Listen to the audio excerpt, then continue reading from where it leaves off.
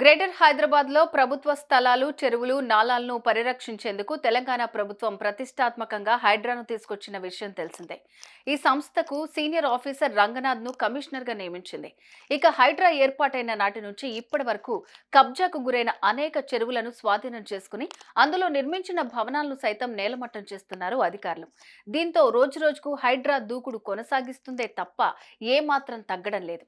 అయితే ఈ క్రమంలోనే హైడ్రా కమిషనర్ కు ఊహించని షాక్ తగిలింది. ఆయనపై కొందరు బాధితులు జాతీయ మానవ హక్కుల కమిషన్ కు ఫిర్యాదు చేశారు. దీంతో ఆయనపై కేసు నమోదు చేసినట్లుగా తెలుస్తోంది.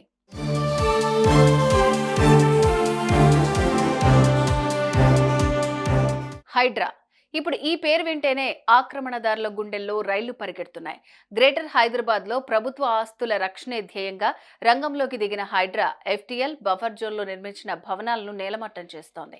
అయితే ఇందులో భాగంగానే హైడ్రా మూసీ పరివాహిక ప్రాంతాల్లో పర్యటించి సర్వే చేస్తూ మార్కింగ్ చేస్తున్నారు. దీంతో మూసీని ఆనుకుని ఉన్న కొందరు పేదలు హైడ్రా తీరును తప్పుపడుతున్నారు. సర్వే చేసేందుకు వచ్చిన అధికారులను తిప్పి పంపిస్తున్నారు. ఎంతో కష్టపడి నిర్మించుకున్న ఇళ్లను కూల్చివేస్తే మా చావులు చూస్తారంటూ తెగేసి చెప్తున్నారు.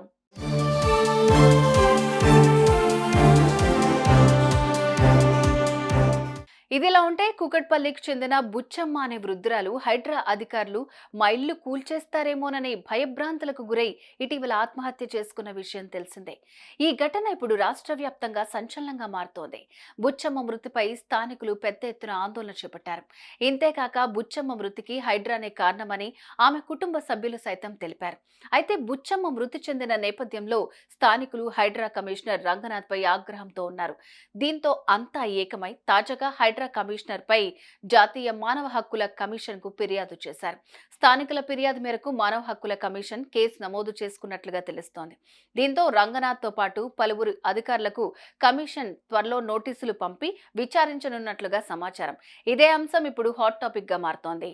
సుమన్ టీవీలో మీ పర్సనల్ అండ్ బిజినెస్ ప్రమోషన్స్ కోసం కింది నెంబర్ కి కాంటాక్ట్ చేయండి.